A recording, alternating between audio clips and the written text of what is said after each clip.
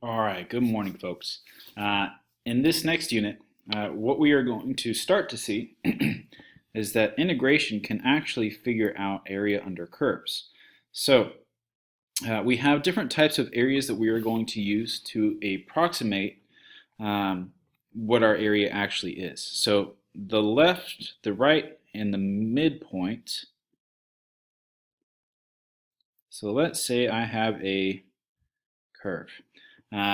This is going to be especially useful when we figure out later on that we can like rotate these things in 3 dimensions. But for now, let's say I'm trying to find the area from this point to this point. So I'm trying to figure out the area right here.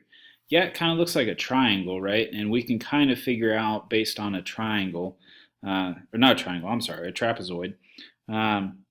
But mathematicians wanted to find a more accurate way to do it. So what they did is they came up with these 3 approximation models where if I split up this interval, let's say into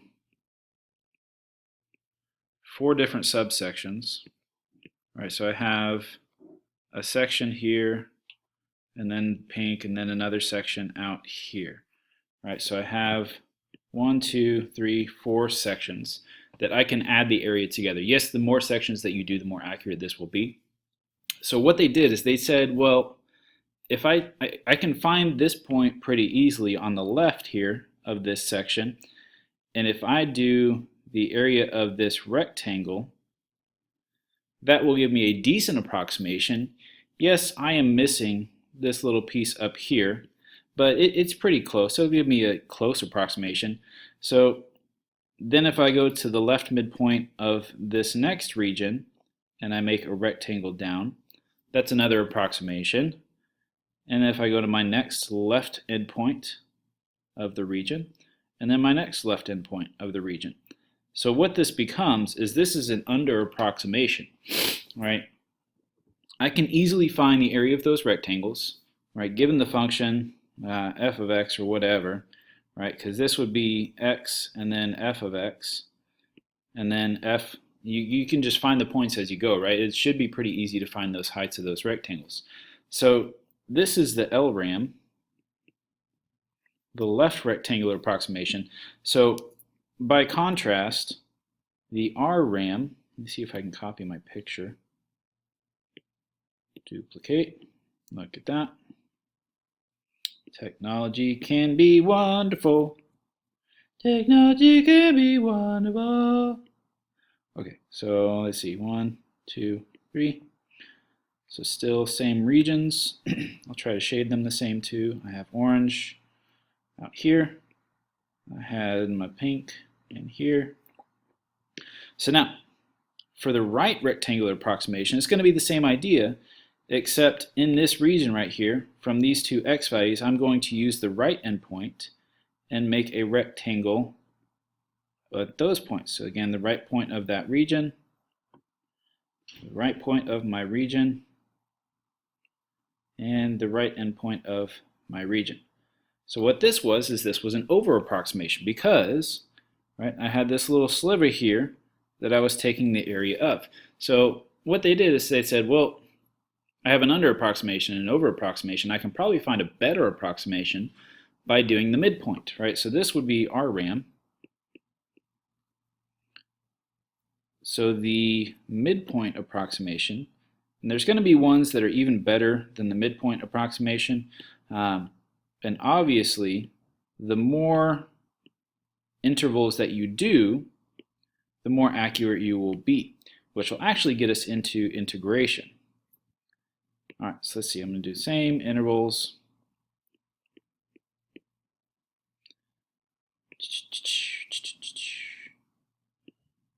There and here.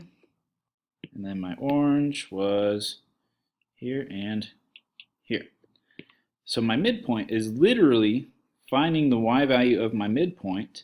So I'm a little bit over and a little bit under. So that should be about the same. It's still not going to give us a perfect area. For some cases it will, right? For a linear function, this would be perfect because the triangle on the left would be equal to the triangle on the right, and they would essentially subtract each other out. All right, so the midpoint is taking the middle of that rectangle and using the height there in order to calculate this stuff. So this would be your MRAM. Okay, so what we can do with these things is we use them to approximate the area under our curves. The area under our curve can tell us a bunch of different stuff. It can actually tell us how far we've traveled given a velocity function.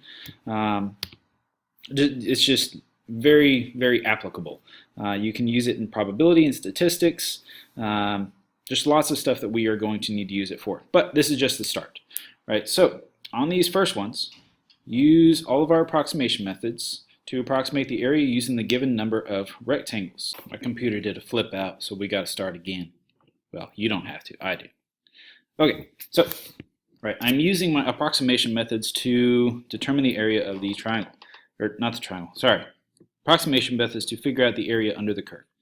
So I have 9 minus x. You don't have to draw this out every time, but I'm just doing it to try to help you understand what's going on.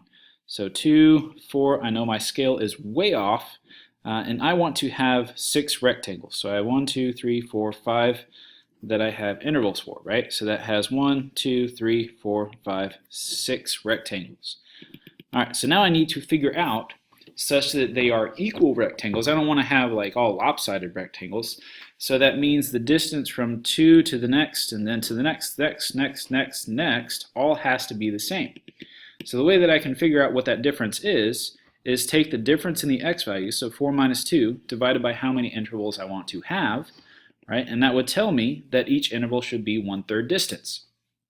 So I like to break this into common denominators at this point then, and I would make 2 into 6 over 3, so really that means the next is 7/3, and then 8/3, so on and so forth, until I get to 12/3, right? You don't believe me, go to 9/3, and then 10/3, and then 11/3, gets kind of crowded, but those are all equal subintervals. You're going to need to use equal subintervals each time. So let's see, for our left rectangular approximation method, what I am going to be doing is taking my left endpoint and making the height of the rectangle there. The nice thing here is the area of a rectangle is just base times height, right? So my base would be 1/3 times my height would be when I plug in 2 into my function, so 9 minus 2, plus the next rectangle, which my base is still 1/3, times my height, which would be when I plug in 7/3, so 9 minus 7/3, plus my next rectangle, the base is still 1/3, hopefully you're catching a pattern here, and then my height will be 9 minus 8/3, plus the next one would be 1/3 again, until I have 9 minus 9/3, plus 1/3, 9 minus 10/3, and one more, 1/3, 9 minus 11/3. All right, so I have 1, 2, 3, 4, 5, 6 rectangles there, right? And they are all going to the left endpoint of my interval. The reason I know that they're going to the left endpoint is because on my first one I did 2, right? And 2 was my left endpoint of the region. All right, add all those up, figure out what they are. You would not really need to do this without a calculator. The ones without a calculator, they're not going to be this annoying and tedious. So let me take a second, I'll just figure out what the area is. All right, so I get 12 1/3 units squared. So now the right approximation, right, and this should be an overestimate if we think that the way that this is working, since I am a decreasing function by your viewpoint, and I am using the left endpoint, I have a little bit over here that is above. So now when I do the right endpoint should be below. All right, so this should be an under approximation if I'm using the right endpoint to make my area each time in these subintervals. And I apologize about my drawing. It's not the best. right? So all of those are below for my rectangles. So let's see what it comes out to be. So the right endpoint. So now check out this last one too, right? I have 1/3, 1/3, 1/3, 1/3, 1/3, 1/3. The base is all the same. So what I could have done to save myself some time is 1/3 times all of the heights, right? Because it's just base times height. So if I factor out the base, since they're all the same, it's base times height 1 plus height 2 plus height 3 plus height 4 plus blah, blah, blah, blah, blah. So height 1 would be 9 minus 7/3. Plus height 2 would be 9 minus 8/3. Plus height 3 would be 9 minus 9/3, so 9 minus 3. Plus height 4, 9 minus 10/3. And height 5 is 9 minus 11/3. And height 6 is 9 minus 12/3, which is 4. Again, as I go through this, 1, 2, 3, 4, 5, 6, I have 6 heights, all times the common base, so that should be my approximation for the right rectangulars. Let me take a second and calculate this. Again, this is going to be under, so it should be 11 something, I'm guessing. Should have given us some more room. So I get 11.6667 units squared. All right. And then my midpoint's actually going to give me the perfect area on this one, I do believe, because it is a linear function. So in both of these, I should be able to tell that it's probably going to be 12 units. It would be easy enough to do a trapezoid on both of these, but we'll get into that in the next unit, I do believe, actually. All right, and the other important thing to note is as you guys are calculating this in your calculator, really recognize that the only difference between these two is what point I used. Everything else is the same, right? 7/3, 8/3, 3, 10/3, 11/3. 7/3, 8/3, 10, or 3, 10/3, right? And then 11/3. So the only difference is the 9 minus 4 and the 9 minus 2. So I'm just subtracting 2 out more from what I did in my previous calculation. Okay, so now let's use the midpoint. The midpoint we're going to need to think about just a little bit harder because it's going to be in the middle of each of my intervals. So if I have between 6/3 and 7/3, the midpoint there would be 13/6. So let's see, how did you get that? Right, because 6 plus 7 over 3 divided by 2 would be 13/3 divided by 2 would be 13/6. That would be the point right in the middle of that 6/3 and that 7/3. That is that point right there. Let me erase all this other stuff.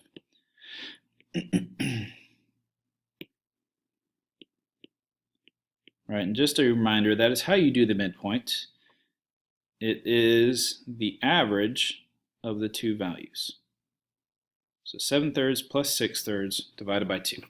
And then I would do 7/3 plus 8/3 divided by 2, but the next one then would be 15/6. So kind of my x values in order would be 13/6, and then 15/6, and then 17/6, and then 19, 21, and 23 will get me there.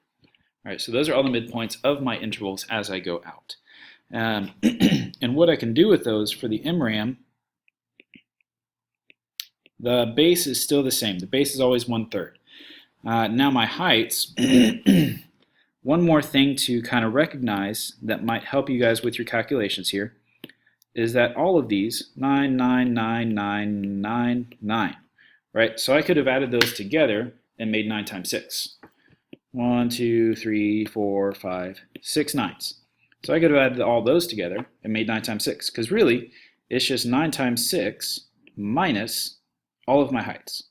So minus 13/6, minus 15/6, minus 17/6, 19, 21, and 23. That's the way it can work with this function. You won't always be able to do this, but for this linear function, and probably all in linear functions really, that will be a good enough approximation. So let me type this in, and hopefully I get 12. Magically, I do get 12. So my area would be 12 units squared. And this is an actually exact approximation. MRAM, they're never going to ask you if it's an over or it's an under approximation, just because we don't really know exactly usually. But LRAM, RRAM, we could ask you for sure if it's an over and under approximation. In this case, because I had a decreasing function, the LRAM was a over approximation and the RRAM was an under approximation. Again, that's because it is decreasing. If I have an interval that's decreasing and increasing, we may need to know some more information in order to be able to do that. All right, but this is essentially it. We're just going to be using it with more interesting functions at this point. So let's trash this junk. Really should have given myself more room. But we're going to do this next one without coming up with the graph and thinking about the graph. So I'm going to do RRAM. I'm going to do LRAM. And my midpoint. I'll do my midpoint just a minute. All right, so my right and my left, I need to think about how I'm going to split up this interval. Well, it would be pi minus 0 over 4. So each subinterval would be pi over 4. So I'm thinking as I go, if you want to think about it on a number line, if that kind of helps you visualize, this is what I'm thinking in my head. I have 0, I have pi over 4, I have pi over 2, I have 3 pi over 4, and I have pi. All right, so those are kind of all my subintervals where I'm going to find the area here, area there, and area there. This is very well a problem I do believe you could see without a calculator, but you're not going to have to actually give us the area, at least an approximation in a decimal. So yeah, I guess if you have to give us an approximation in a decimal, you would give a calculator on this one. All right, so let's see. So for my right rectangular approximation, I'm going to need to use my right endpoints of each subinterval. So I will have the base, which is all pi over 4, times the heights, which would be sine of pi over 4, plus sine of pi over 2, plus sine of 3 pi over 4, plus sine of pi. So sine of pi over 4 is root 2 over 2. Sine of pi over 2 is 1. 3 pi over 4 is also root 2 over 2. And then sine of pi is 0. So I do lose this term. So this would be pi over 4 times root 2 over 2 plus 1 plus root 2 over 2. So that would just be 1 plus root 2.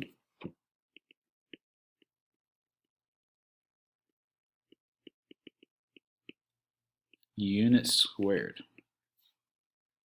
right, which would be approximately, you could type it in your calculator, 1.8961.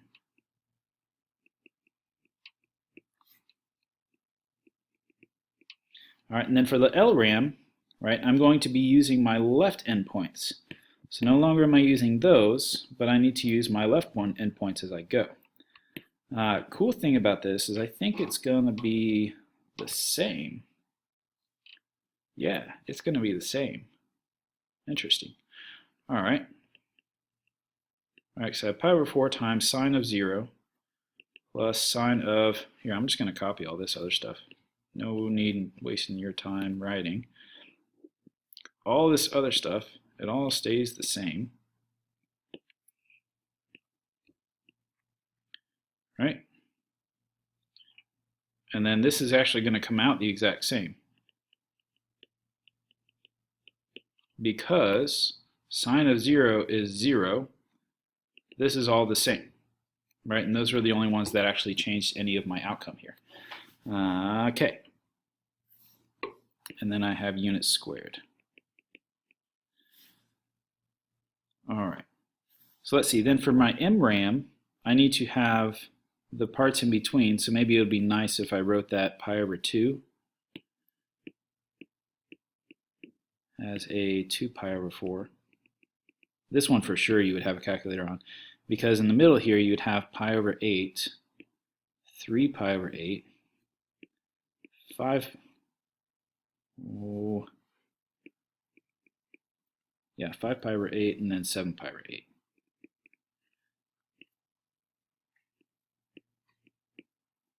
But I'm guessing since those two are the same, this is going to come out the same as well. But I'm just curious. Let's type it in our calculator and see. So sine of pi over 8 plus sine of 3 pi over 8 Oh, I'm running out of room. Plus sine of 5 pi over 8 and sine of 7 pi over 8. All right, so that's doing the midpoints times my height, which is pi over 4. Make sure that you are in radians. I'm going to type this in. So it's not the same. I'm actually getting 2.0523 units squared. So sine from 0 to pi looks like this. All right, so it makes sense that the left and the right both sum to be the same thing, because at pi over 2, I kind of have like somewhat of a symmetry there. So those would both be the same, and this is where the MRAM, it's adding in more than I had before to the outside parts especially, because for the LRAM and the RRAM, if I was doing the RRAM or something, then the RRAM out here, my height would be 0, and then I would have a height there, I'd have a height here, and then I would have a height here. So this is kind of the area that the RRAM is doing. So it's kind of neglecting that outside area altogether. So this would probably be an under approximation, but there's no way for sure of saying that because we don't know how much this is adding to it over on the left-hand side. The actual area under the curve is 2, so it is an under approximation, and the MRAM is actually an over approximation. But you wouldn't know that without knowing how to do the integral or having other information. You wouldn't be able to tell just off of these. Okay, last one. So it's really all there is to this. You just need to understand how to do these things as you go out. All right, so 3 minus 0 over 6 would be how big each interval is. It is not 1/3, it would be 1/2. And this is a parabola that is facing downwards. So I have a decreasing function on this one. All right, so if I'm thinking about my graph, there's my graph. So what that tells me is that what? Let's think about this. If I have a left endpoint, I would have something here, I would have something here. So for the left RAM, the left rectangular approximation, that should be an overestimate because the function is decreasing. For my right rectangular approximation, that would be an underestimate because the function is decreasing.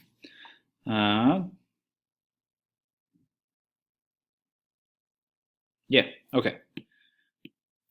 All right, so again, I don't necessarily need to think about these things as I go out. Just be able to pick up on what each of the heights are. So let's do I'm going to do my LRAM first this time. No rhyme or reason. Base would still be 1/2 times my heights as I go. Again, this is on the left-hand side, so this would be 9 minus 0 squared plus 9 minus 1/2 squared plus 9 minus 1 squared plus 9 minus 3/2 squared plus 9 minus 2 squared plus 9 minus 5/2 squared. All right, we'll type that in. All right, I'm coming out with 20.125 units squared, so that would be an eighth. 20 and an eighth. Let's do our right rectangular, right? It's 1/2 times, again, the only difference. I can go ahead and copy pretty much everything I had before, except on this one, I will have the 9 minus 3 squared. Well, that's nice because that's just 0. So really, to get this calculation faster, what I can do is this is just 1/2 times 9 minus 0 squared plus all this junk. I just need to get rid of this 9 in my calculation. So I get 15.625.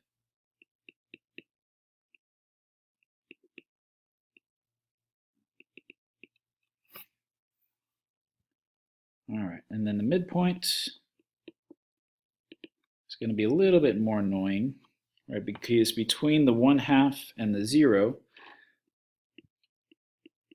I'm going by 1/4, and then it would go 1/2 over to 3/4, and 1/2 over to 5/4, 1/2 over to 7/4, so on and so forth. Oh no. All right, so I would have still the 1/2 for my base length, and then times my heights would be 9 minus 1/4 squared plus 9 minus 3/4 squared plus 9 minus 5/4 7/4, golly.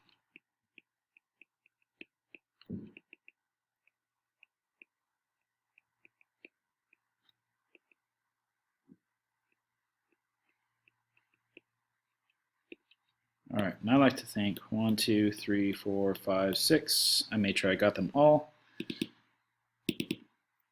And then you can type it in your calculator. And this should be the best approximation. Still not going to be perfect, but it'll be the best approximation. And it did end up right in the middle of those two, kind of.